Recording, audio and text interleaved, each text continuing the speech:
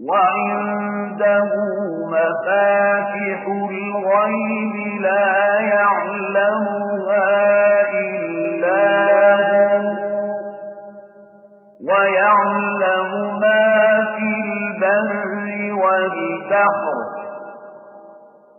وما تسقط من ورقة إلا يعلمها ولا حبة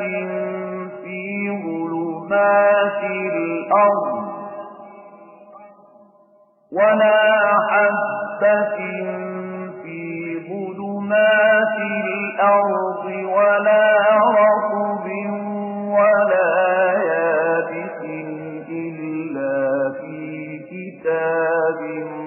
مبين. isaga ayaa haya furiyaasha qaybka dhammaan waxa qarsoon ma jiraan cid og isaga ma ahay qaybkaasi wuxuu og yahay wax kasta oo ku jira ama korkiisa ah dhulka iyo badda gudaheedba caleyntii soo dhacdaaba isaga Allah waa kii og oo ka warqaba yacni caleyntii geed walba oo adduunka ku taala bari iyo bogux iyo waqooyiba yacni alla weyn waa uu ka warqaba caleyntaasi soo dhacda ma jirta iniinta la mugdiyada dhulka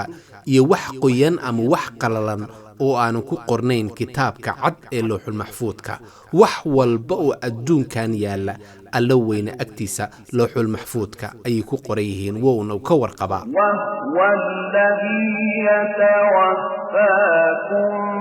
بالليل ويعلم ما جرحتم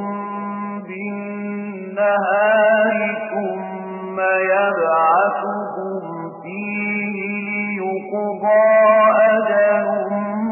مسمى ثم إليه مرجعكم ثم ينبئكم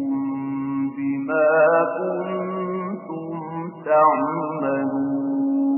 وإساق الله كان أفسدن نفيهنا هبينكي مركي آد هردان وأوك دمان وحي آد فشين مالي نمدي هبين نمداسي دباديدنا إذين صوبحيا إذين سوكعيا مركالي سيب مدقابا oo muddada noloshiina loo oofiyo dabadeed ugu dambayn xaggiisa bay ahaan doontaa noqodkiina dabadeedna wuxuu idinkaga waramay doonaa wixii aad soo fali jirteen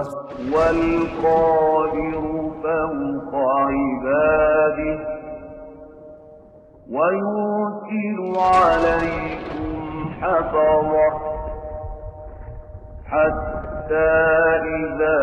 جاء أحدكم الموت توفته رسلنا وهم لا يفرقون.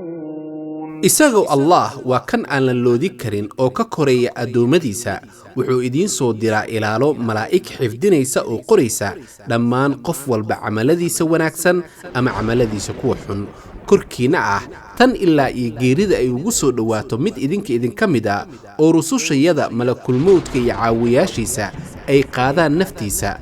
marnaba ma ay dayacaan xilalkooda malaa'iktaasi oo dhan. إلى الله مولاهم الحق ألا له الحكم وهو أسرع